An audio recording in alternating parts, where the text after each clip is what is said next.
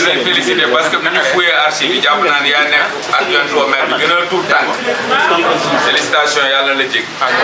maa ngi leen di gërëm yéen ñëpp di gërëm préfet ci patience ak jàppale gi nga xamante ni jàppale nañu organiser ay élections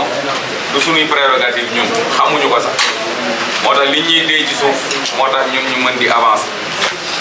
suba ba léegi ñu ngi fi donc yàlla dogal na ñu ngi ci cëppaandaw egsi nañu Yeumbeul Sud am na désormais bureau municipal am mi commencé 2022 jëm 2027 yàlla na leen dig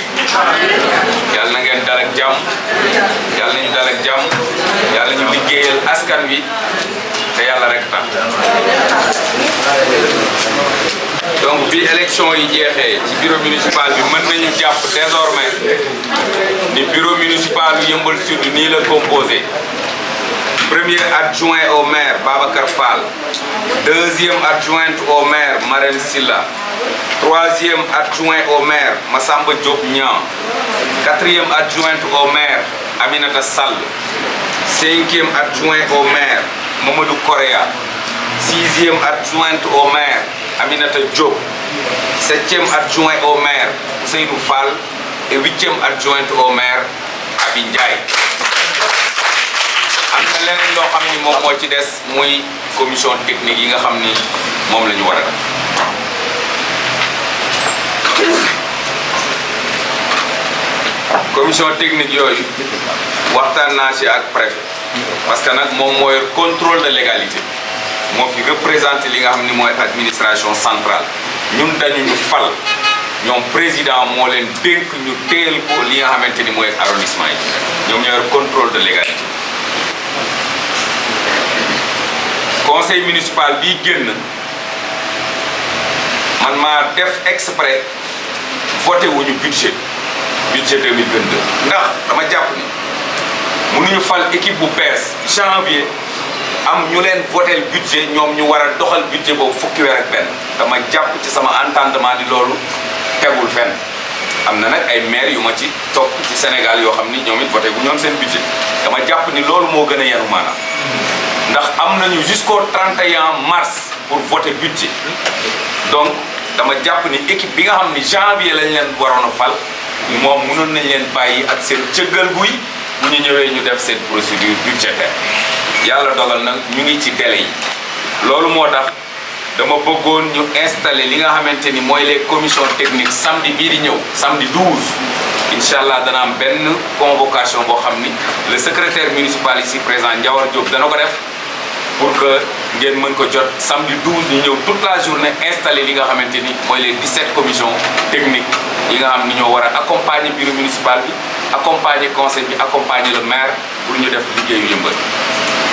suñu ci jógee du lundi 14 au lundi 17 maanaam ñetti fan yoo xamante ni ñi nga xam ne nekkoon nañ conseil municipal am nañ expérience boobu ñi ciy soog a ñëw aussi dinañ laayante ak ñoom biir ñu xam lan la ñu war a def ku ci nekk président de commission lii ñu tuddee orientation budgétaire tu es obligé li nga xam ni mooy commission bi nga diriger nga woo leen ngeen waxtaan càmbar ñu ne budget 2020 bi lan 2022 lan lañ ci yaakaar ni war nañ ci mën a def après loolu mooy nekk seen document bi ngeen war a proposer et loolu ñu ngi ko jàpp pour toutes les commissions du lundi au jeudi ku mënul réunion lundi na nga réunion mardi wala nga réunion mercredi au plus tard jeudi na nga réunion parce que vendredi 18 février da nga war a déposer sa rapport auprès du secrétaire municipal Ndiawar Diop loolu buñ ci paree altine ñaar fukki fan ak benn ci weeru février bii ñu nekk moom la ñuy def débat d'orientation budgétaire ibbiwaale li nga xamante ni mooy session budgétaire bi nga xam ni loi bi nee na au plus tôt au plus tard un mois lay dure au plus un mois lay dure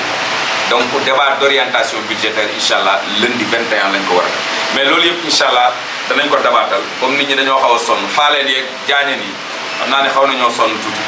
donc danañ ko dabaatal à travers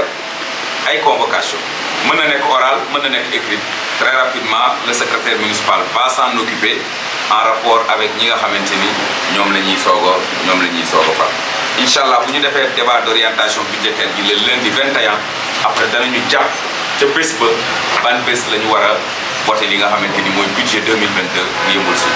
en tout quelque part loolu laa amul lu may wax di leen gërëm di leen sant di leen jébbal nag ki nga xamante ni tey mooy kilifa gi leen war a installé comme ni ma installé pour que officiellement ngeen war a dégg nag ay monsieur le maire ak madame le maire maa ngi leen di sant bu baax di leen gërëm préfet